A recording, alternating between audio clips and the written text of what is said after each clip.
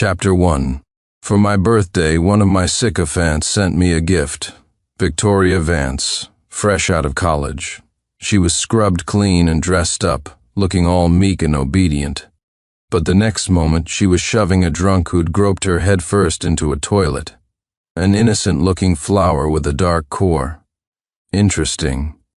I let her stay by my side. She went from being my plaything to my assistant, climbing the ladder step by step. 8 years passed. Victoria Vance went from a debt-ridden piece of low-class goods to the capital's youngest self-made female billionaire. I grew to admire her more, even considered a strategic marriage. Then one day, a young man showed up at my door. He provocatively held out his phone. Picture after picture of him and Victoria, intimate and close. The last thing was a video. "Vicky, tell me, who do you really love?" Victoria laughed.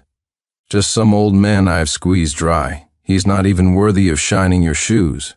I just smiled. I never thought a few scraps from my table could raise such an ungrateful backstabber. That night, a freshly severed finger was placed on Victoria Vance's desk. She stormed my estate at midnight, a knife pressed against my neck. Sincere Hawthorne, I adjusted my silk robe, speaking casually. Has Miss Vance perhaps forgotten her place? Her eyes were bloodshot as she hissed. "You're betting I don't have the guts to kill you?" The little girl who once trembled in a white dress had, after years of luxury, developed quite an aura, but it meant nothing to me. I smiled faintly. "This act of yours is all bark and no bite." Victoria clenched her jaw, but suddenly her pupils dilated, her face draining of color. The large screen behind me lit up, showing a live feed from the basement. Inside a huge dog cage, the young man was frantically trying to escape a snarling wolfhound. Nearby, 8 more ferocious dogs watched, waiting. "Why don't you calm down?" I smiled, my voice soft, just like when I used to mentor her. "Your hand slips, it's all over for me. But your sweetheart will either die a horrible death or wish he were dead." The young man's screams echoed from the screen. "Get away, I'm with CEO Vance, Vicky, come save me." Victoria trembled with rage, the blade of her knife drawing a thin line of blood on my skin.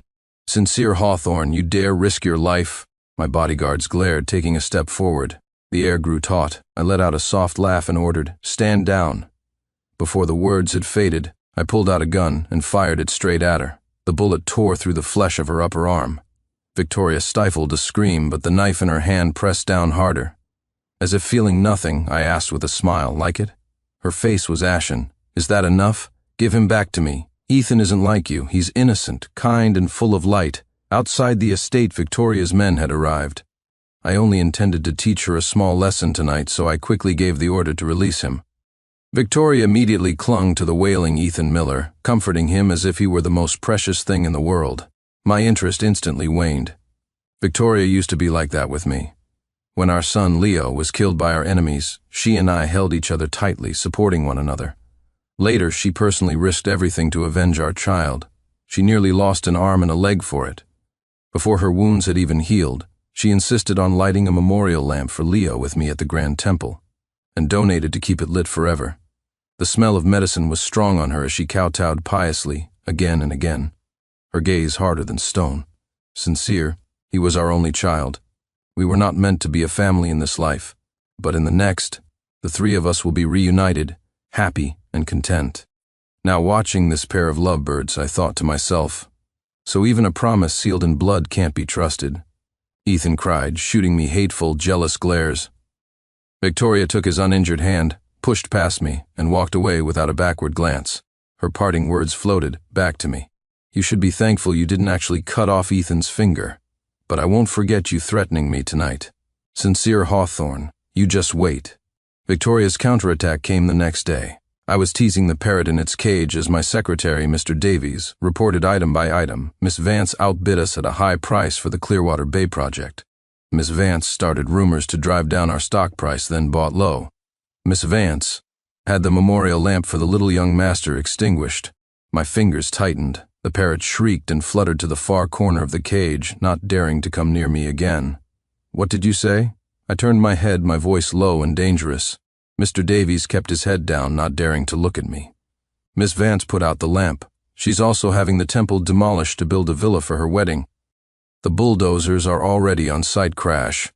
I kicked a nearby sandalwood chair, sending it tumbling across the room until it slammed into the wall. Mr. Davies spoke quickly. I'll send men to stop them immediately. I put a hand on his shoulder. No, I'll go. The limousine screeched to a halt. In the distance, the Grand Temple was already a ruin, shrouded in dust. Ethan, dressed in a sharp suit, was pointing around with an air of triumph. Here, tell the crew to level this part. Vicky, I want to turn this spot into a garden and plant your favorite yellow roses. Victoria clung to his arm, her head resting on his shoulder, smiling in agreement. What a perfectly sweet and harmonious scene, except the ruins before them were where Leo's memorial lamp was buried. I got out of the car first. Ethan was the first to see me. He puffed out his chest, a victor's smug smile on his face. The next second, his eyes widened in horror. What are you doing? Just as he spoke, the sound of a gunshot ripped through the air. I had shot out the tires of his and Victoria's car. Ethan's face went pale. He pulled Victoria back several steps. Sincere, are you insane? Victoria shrieked. My face was like stone as I raised the gun and pulled the trigger a second time. The bullet zipped past their feet, splattering mud on their expensive designer trousers. A dead silence fell over the site. No one dared to move, not even to breathe. I finally spoke. Get out. Victoria forced a smile. Sincere. All of you, get the hell out, I roared. It had been many years since I had been this angry. Everyone bowed their heads under the force of my fury. But Ethan suddenly took a step forward, lifting his chin at me arrogantly. Mr. Hawthorne, Vicky bought this land fair and square. What right do you have to stop us? Victoria sighed and added, Sincere, this is my business. It has nothing to do with you. I scoffed. You have nothing to do with me? What about Leo's memorial lamp? Ethan rolled his eyes. Are you still into that superstitious nonsense? Maybe you should get your head checked. Victoria stepped in front of him. She knew me. She was afraid I'd fire a third shot. Sincere, Leo is long gone. We've both started new lives. Why can't you just let go? Your obsession might be a burden to him. My pupils contracted. Victoria Vance, she stared at me, her smile full of condescending pity, with a hidden flicker of satisfaction. Yes, satisfaction. She said, Leo never even got to see this world. Whose fault was that? Your hands are stained with blood. This is karma. Ethan is different. There isn't a drop of blood on his hands. We had been together for so long that Victoria knew exactly how to hurt me. Leo's memorial lamp is buried on the mountainside not far from here. Are you going to show him how you get your hands bloody right in front of him? Or you could just leave peacefully. When Ethan and I get married, we'll even send you an invitation. Ethan chuckled in agreement. That's right. When Vicky and I have children, they'll grow up here. We can say it's for that unlucky kid's share, too. My arm felt heavy, trembling. I lowered the gun. Victoria Vance, the first thing I ever told you to learn was how to be ruthless and ungrateful. I thought you couldn't do it. I misjudged you. You learned very well. I dug Leo's memorial lamp out of the mountainside with my own hands. I found a new temple and had it lit again. As the flame flickered, I thought I could see Leo's faint, small figure. He was smiling sweetly at me, calling, Daddy. After a long time, I left, my black limousine driving off into the wind and snow. Victoria Vance, you played your hand well. The news of Victoria and Ethan's romance quickly spread throughout the city. They said the new mansion she was building was a masterpiece of luxury, designed by a top team with the most expensive materials. She lavished gifts on her fiancé, spending $30 million on a single emerald wedding ring. No one knew that she was almost my wife. 2 years ago, a bad business decision left her on the verge of bankruptcy. By then, I had already let her establish her own company and didn't interfere in her affairs. She came to me for help, dressed in the same kind of white dress she wore when we first met, looking pitiful and vulnerable. As it happened, my parents were pressuring me to get married, and I was tired of it. So I proposed a win-win partnership. I would inject the capital to save her company, and she would marry me and be a proper wife. She agreed immediately but requested that we keep the marriage a secret. Sincere, I hope that one day, when I stand by your side, everyone will say we're a perfect match. I knew she was lying. An ambitious woman like Victoria Vance couldn't tolerate anyone being above her. She couldn't stand being known only as Mrs. Hawthorne. It didn't matter. I didn't care if it was public or not. After that, we remained distant in public, but in private, we were like the most passionate lovers. Except Victoria kept finding excuses to postpone the wedding. And as she stalled, Ethan Miller appeared. Tisk. Fortunately, I had taken some precautions when I invested that capital. A few days later, I received an anonymous video. The content was simple, a couple being affectionate, playing with a small dog. The people were familiar, Victoria and Ethan. The dog was familiar too, a Staffordshire Bull Terrier. I had bought it last year off the street in Southeast Asia, just before it was about to be butchered. It was too weak to bite, but it still opened its mouth in a biting motion when I, a stranger, touched it. Victoria took one look at it and fell in love. She said she adored its spirit. I decided to be generous and gave it to her. Now this ferocious dog that wouldn't give me the time of day was lying in Ethan's lap, its tail wagging happily. It licked the back of Ethan's hand again and again, not a trace of its fierceness left. Ethan's eyes crinkled in a smile as he called its name. Leo. Good boy, good Leo. Are you only going to lick Daddy's hand? Go on, go lick Mommy's hand too. He stroked the dog's chin and gently tugged its tail. The terrier rolled onto its back, belly up, in a display of submission.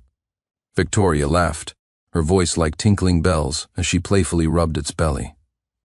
Oh, what a good boy. Leo's so obedient and smart. Give Mommy a kiss. Ethan's eyes darted around as he asked with pointed innocence, calling him Leo. That's Mr. Hawthorne's son's name, after all. Do you think he'll be angry? What does our family business have to do with him? Besides, what's there to be angry about? He's a person. Is he really going to argue with a dog? Hearing this, Ethan smiled even more broadly. His gaze shifted to the camera, as if speaking directly to me. That's right. How can a person argue with a dog? The video ended, my own ice-cold face reflected on the black screen. I picked up my phone and called Victoria. She answered after a few rings. Before she could speak, I demanded, You named a dog Leo? I thought I heard a faint chuckle on the other end, followed by Victoria's careless reply, A living, breathing puppy is 1,000,000 times better than your dead kid, isn't it? The line went dead. I gripped the phone, my knuckles white. Just then, Mr. Davies came in to report. CEO Hawthorne, Miss Vance sent a wedding invitation. I opened the bright red invitation. Between the cartoon figures of a happy couple was a dog wagging its tail. Next to it was a single line, With thanks to my love and my child. Right, her puppy son. Of course he was her child. Mr. Davies's voice was tight. Sir, we can blow up that wedding villa right now. I patted his shoulder. Patience. We have a wedding to attend. The wedding was just a week away. Victoria had bought an entire private island and spared no expense in transforming it into a fantasy palace. The sheer extravagance of it all made national news. The media dubbed it the Queen's Wedding.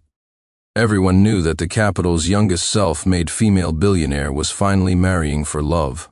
On a giant screen, a video played, telling the story of how she and Ethan met and fell in love. From love at first sight to a perfect match. It was truly a match made in heaven. The guests all wore smiles of blessing, some were even moved to tears. No one remembered that just 7 years ago, Victoria Vance was drowning in debt, forced to sell herself just to eat and have a roof over her head. She had nothing, not even hope. It was I who pulled her from the mire, taught her how to be a person, and helped her ascend. The host's voice boomed, pointing beyond the grand stage. Look, everyone, our bride and groom are about to make their entrance. Amidst thunderous applause, Victoria appeared, sitting in a small boat approaching from the sea, radiant in her wedding dress. She looked up shyly at the helicopter hovering above. The helicopter descended, and a ladder was lowered amidst a shower of flower petals and balloons. What is that? A scream erupted. Victoria's face went white as a sheet. That wasn't the groom on the ladder, it was a Staffordshire Bull Terrier dressed in a tattered, custom-made suit, its body dripping with blood. Its jaws were locked around its own hind leg, its body contorted into a stiff, unnatural ball. For a moment the only sounds were ragged breaths and the endless rush of the waves. Oh, and the video on the big screen, still playing the touching love story of the bride and groom. Over the background music, the sound of a spoon tapping a glass rang out 3 times. Clink, clink, clink. Miss Vance, you look absolutely stunning. I chuckled, setting down the long spoon I'd used to tap my wine glass. I addressed the woman, who stood frozen like a white statue. My dear bride, how did your groom die? Chapter 2. The guests shifted uneasily. Some tried to leave, only to find that the boats meant to ferry them back and forth were gone. I've kept a low profile these past few years. Surely you all haven't forgotten me, have you? I grabbed a bottle of champagne and smashed the top off. Foam erupted as I poured it messily into a flute. I raised the glass to the crowd, a smirk playing on my lips. Why does it seem like every single one of you has been trampling my name into the dirt? Instantly, fear washed over them. Cold sweat beaded on every forehead. Victoria finally regained her composure. She scanned the crowd and realized that the guests present were not the complete list she had invited. Everyone here was a turncoat who had secretly worked with her to chip away at my company over the years. The real power players, the ones who had refused to conspire with her, were nowhere to be seen. Sincere Hawthorne Victoria's eyes blazed with fury. What is this elaborate scheme? What are you trying to do? You've worked so hard these past few years. Isn't it only fair that I return the favor? I replied with a smile. Victoria shivered, but forced herself to ask loudly, You psycho, where did you hide Ethan? I swirled the champagne in my glass, drank the last drop and said leisurely, You're asking about your groom. Right. He's the man of the hour. Why would he leave? Why don't you look for him? Maybe he's playing hide and seek with you. I let go of the glass. It shattered on the ground. The video on the screen changed to a photo of Ethan. With every second that passed, a small piece of his image was digitally erased. It's your island. You know it well. An hour should be plenty of time, right? Look carefully. Otherwise, our groom might just disappear forever. Victoria's face was deathly pale, her lips completely drained of color. She was both terrified and enraged. Security, get everyone in here and clear this place out. A handful of bodyguards, fewer than 10, shuffled forward. Surrounded by my men, they were like shrimp before a shark. Victoria hadn't expected her own security to be so depleted. Her expression grew even darker. Miss Vance. I helped myself to the food, taking a bite of a small sweet cake. They say birds of a feather flock together. It's no wonder you fell for that dog at first sight. Ungrateful, arrogant, and utterly self-important. As I finished each word, Victoria swayed on her feet. She looked as if she was about to cry. Sincere, do you have to push me like this? Do you hate me that much? Hate born from love. I never thought you could be so irrational. Can't you just pursue me properly? These tactics will only push me further away. As she spoke, she straightened her posture, puffing out her chest. The guests began to whisper, their eyes glinting with gossip. I let out a sharp laugh, setting down my small spoon. I spoke, each word crystal clear. Pursue? Pursue whom? The you from 8 years ago who sold her body to pay off debts, who was sent to my bed afraid I wouldn't accept you? The you who flattered me endlessly for resources while secretly plotting my downfall. You think you're worthy? The crowd went silent for a moment, then erupted in hushed chatter. Victoria had always cultivated the image of a wealthy heiress, desperately hiding her past. Now that her persona was shattered, the guests looked at her with knowing, meaningful glances. She trembled uncontrollably, as if she'd been stripped naked for all to see. Sincere Hawthorne, I reminded her. 1 hour, Miss Vance. Time is ticking. You wanted to take a walk down memory lane, and I obliged. So have you found your groom, Mr. Miller, yet? Mr. Davies and my bodyguard stood by, calm and composed. It was obvious Victoria couldn't find him. The island wasn't large, but she didn't have enough people to search it inch by inch in the time allotted. I shrugged, magnanimously making it easier for her. I clapped my hands. The picture of Ethan, now almost completely erased, flickered. It changed to a live, distorted video of him. Vicky, where are you? Come quick. The camera pulled back to show his full body. He was tied up and suspended high in the air. Below him were crashing waves and sharp, jagged rocks. No, Victoria shrieked. Sincere, stop it. I held my hands out, my voice gentle. As you can see, I haven't done anything yet. But that might change. Victoria's lips trembled. You want to take your anger out on someone? Take it out on me, I thought for a moment, then smiled. All right. My gaze fell on a dinner fork. Without hesitation, Victoria picked it up and plunged it into the palm of her left hand. With a muffled grunt, she clutched her bleeding hand. Is that enough, Sincere? I sat down, feeling a bit bored, and said nothing. On the screen, Ethan's cries grew more desperate. Victoria gave a self-mocking laugh, then lifted her skirt and dropped to her knees before me. Is this enough, Mr. Hawthorne? A venomous hatred she couldn't hide gleamed in her eyes. I looked down at her, and after a long moment I spoke slowly. Victoria Vance, It's been a long time since you've knelt. She used to be so pliable. She had knelt when debt collectors came for her, and she had knelt when casino bosses cornered her. Later, the debt collector she'd paid back was ruined by one of her schemes and knelt before her, begging for his life, bashing his head on the floor until it bled. But he was still forced to jump off a building. Later still, the casino boss mysteriously disappeared, only to reappear as scattered remains found in the wilderness. Her moments of submission were just setups for her future revenge. But in front of me, she had never knelt, not even when she came begging for the capital to save her company.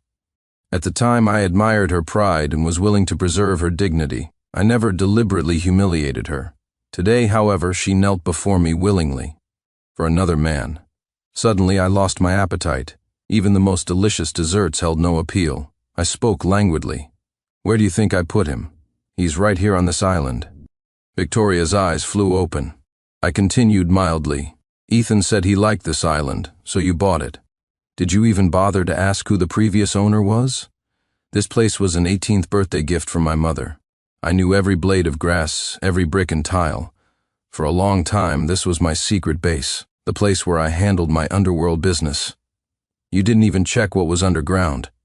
I shook my head, disappointed by her carelessness and lack of foresight. "I hollowed out this entire island long ago. Underneath us is a dark playground." I raised my hand. The ground beneath our feet began to tremble, softly at first, then violently. Someone lost their footing and fell, not daring to make a sound. Before the astonished eyes of the crowd, the central wedding stage slowly collapsed, revealing a dark, gaping hole beneath. I stood up, my expression turning cold. This was the real me, sincere Hawthorne, the underworld overlord. "The playground is now open. Welcome, everyone." The black hole was actually a long, spiraling walkway leading deep underground. After rounding a corner, the view suddenly opened up. Everyone looked up and saw Ethan, hanging from an opening in the ceiling far above. His expensive wedding suit was in tatters, flapping pitifully in the sea breeze. Victoria screamed and ran towards him, yelling at her own bodyguards, "What are you standing there for? Go rescue him." But as they got closer, they realized it wouldn't be easy. Ethan was hanging too high. The interior walls were smooth, with no handholds for climbing. The vast underground playground was filled with equipment. Countless amusement park rides had been modified, giving them a menacing air. Dark, dried stains, likely blood, were visible on many of them. I walked over to Victoria and looked up, admiring the scene. "Look at that. His face is white with fear. Should I let him down?" Victoria whipped her head around, her eyes full of a hatred so intense I could almost hear her teeth grinding. Yes, I waved my hand. A chain mechanism activated, pulling Ethan in from the opening. Victoria cried out and lunged forward, but she could only slam against the railing of the high platform. She watched, helpless, as Ethan was dropped onto the central stage of the playground, where he lay motionless. Behind the stage, countless pairs of green eyes glowed in the dark, fixed on the piece of meat in the center. A few seconds later, Ethan scrambled to his feet, running around like a headless chicken. At the same time, the ceiling of the playground lit up. The entire surface was one giant screen, and it began to play the video Ethan had sent me. "Good boy, good Leo. Are you only going to lick Daddy's hand? Go on, go lick Mommy's hand too. Oh, what a good boy, Leo, so obedient and smart. Give Mommy a kiss." Calling him Leo, that's Mr. Hawthorne's son's name after all. Do you think he'll be angry? What does our family business have to do with him? Besides, what's there to be angry about? He's a person. Is he really going to argue with a dog? Everyone watched as this loving couple gave my dead child's name to a dog. I looked at Victoria's terrified expression and said softly, "How can a person argue with a dog?" "You're right. So everything that happens next is perfectly normal. Don't take it personally, Miss Vance." The video played on a loop, the couple's careless voices amplified throughout the playground, echoing and mixing with Ethan's present screams and the savage snarls of the beasts behind him. It was quite a show. The guests who had followed us down remained silent, but the looks they gave the bride and groom were strange. "Sincere, I'm begging you," Victoria knelt again, much more readily this time. She had a bad feeling. She gritted her teeth and began to kowtow, shouting, "It's my fault. I was wrong to use that name. Take all your anger out on me, please. Just let Ethan go." Ethan scrambled towards her, reaching through the railing to touch the hem of her dress. His gesture was infinitely tender, his voice tragic and full of love. "Vicky, you are the proudest queen, the noblest princess. Don't beg him. Meeting you is the best thing that ever happened to me. Stand up, Vicky. You are the one true love of my life." With that, he stood up straight, opened his arms towards the darkness behind the stage, and roared, "Come on, you bastards." Ethan Victoria's voice was a raw, desperate scream. "My dear couple, the iron gates aren't even open yet," I said idly, arms crossed. "Is this the climax already? What will you do for an encore?" Pfft. Mr. Davies covered his mouth, but a laugh escaped through his fingers. The guests, however, were not so polite. The air was suddenly filled with open amusement. Victoria froze, her carefully constructed, emotional performance deflated like a popped balloon. She had tried to stage a tragic romance, but she had become a clown. The show was over. I leaned down and whispered in her ear with a laugh, "I've changed my mind. I don't want either of your lives." Victoria's head snapped around to look at me. The video on the screen abruptly stopped. Ethan glared at me, panting. In that moment, only the sound of barking from behind the gates was clear. Victoria's body went limp. A familiar, slightly surprised, slightly shy smile appeared on her face. "Sincere, you still can't let me go, can you? I regret it too. Sincere, let's just get a new groom for this wedding." Her eyes lit up as if she'd had a brilliant idea. "Leo, we can have another Leo. We'll bring him back. What do you say?" I suddenly had to admire Victoria. She was the first woman to ever make me feel so nauseated. I managed to resist the urge to vomit on her face and snap my fingers. The big screen lit up again, but with a new video. Heaps of documents, blurred audio recordings, and hidden camera footage flashed across the screen. As each piece of evidence played, Victoria's face grew paler until it was as white as a corpse. Behind her, some of the guests collapsed to the floor, a dark patch spreading on the ground beneath them. I patted her on the shoulder. "I won't do anything. Fine. But what about you? Miss Vance, your rise to power was far from clean. Tax evasion, bribery, fraudulent contracts." Victoria looked like she was about to faint. "And to get that piece of land in the South District, you hired someone to cause a car accident. Tisk, tisk, 5 lives. Oh, and you started an import-export business at the beginning of this year, didn't you? Bought a cargo ship too. Did you really think you were the smartest person in the world?" At this, I felt a strange sense of relief. If it hadn't been for this business with Ethan, I never would have investigated Victoria so thoroughly. Her audacity was beyond belief. I kicked her to the ground, wishing she would just die right then and there. "I was your mentor, Victoria Vance. But I never imagined you bitch, would dare to become a spy." Victoria couldn't say a word. The other guests were trembling. Every crime shown on the screen implicated them in some way. "But a spy?" someone immediately shouted. "CEO Hawthorne, I knew nothing about Victoria being a spy. I just did a few small deals with her." Several others chimed in, proclaiming their innocence, and every gaze that fell on Victoria was now filled with hatred and blame. Where was the happy couple everyone had been celebrating just moments ago? Sincere Victoria scrambled forward on her hands and knees and grabbed my ankle, her face a mess of tears and snot, all traces of her pride gone. "Sincere, help me, save me. I was set up. I had no choice. I'm innocent too." I kicked her away again, my voice like ice. "Are you? How can you prove it?" I glanced at Ethan on the central stage, who was stunned into silence by this turn of events. A jolt went through Victoria. Without a moment's hesitation, she said, "I can prove it. I'll prove it right now." She smiled, a coaxing, fawning expression on her face, and said with absolute resolve, "Sincere, do whatever you want with Ethan. I'll do whatever you say, Victoria Vance."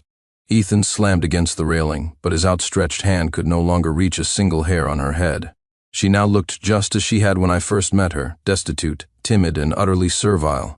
She groveled at my feet, wiping a tiny speck of dust from my shoe. "Sincere, I'll prove it any way you want. You call the shots. I fought tooth and nail to get where I am today. I won't go back down. I will climb even higher." She smiled up at me, her fingers clutching my trouser leg like it was the last lifeline in the world.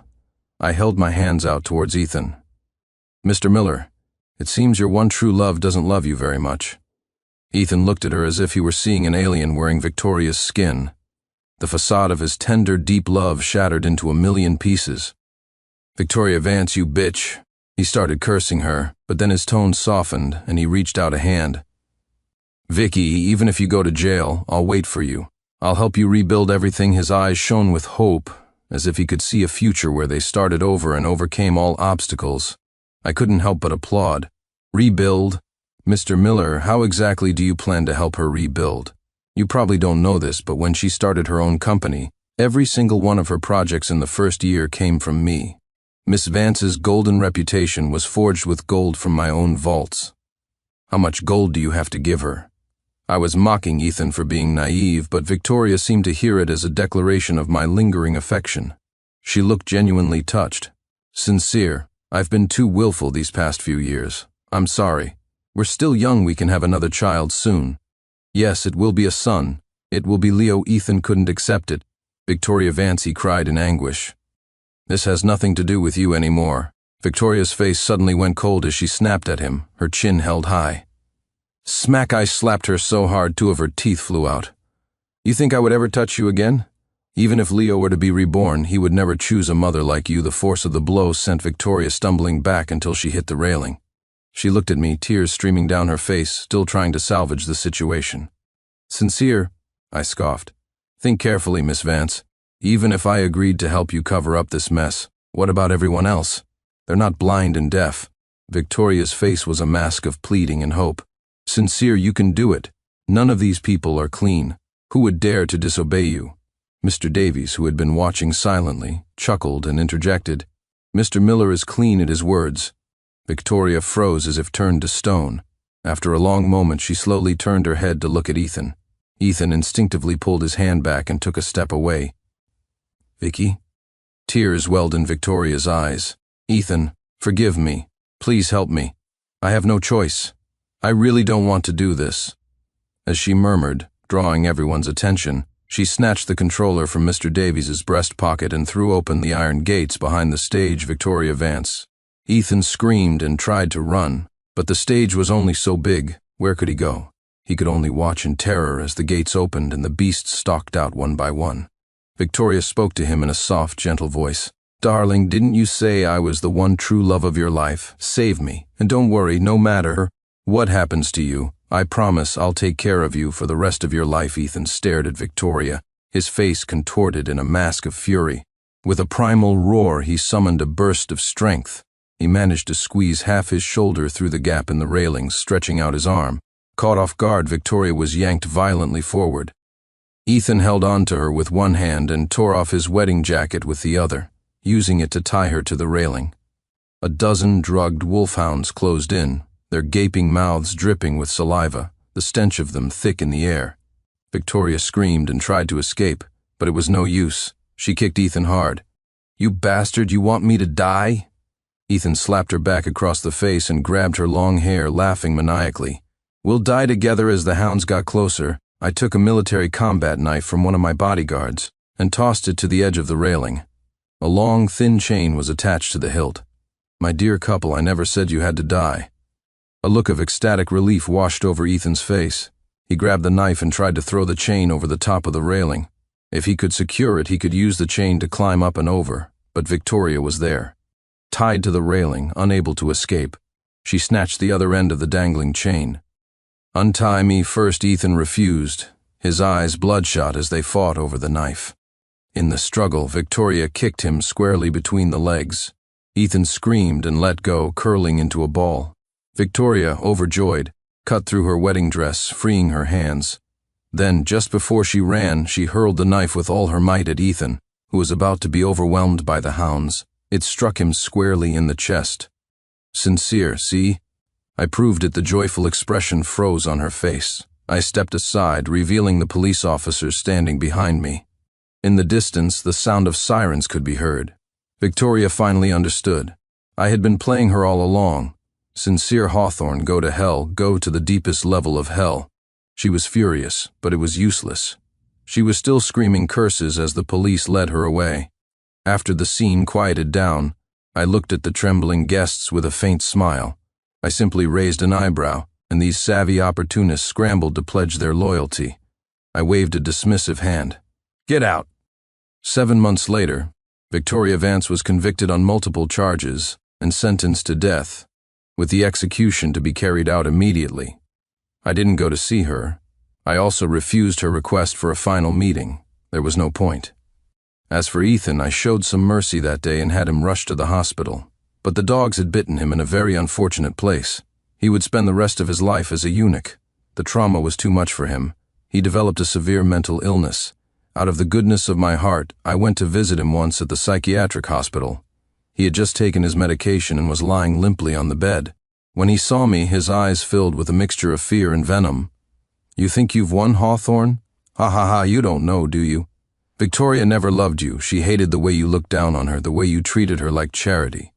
So that kid, Leo, your son, you think his death was an accident? That bitch did it on purpose. She didn't want to have your child. She said the thought of it made her sick." I listened, but felt no ripple of emotion in my heart.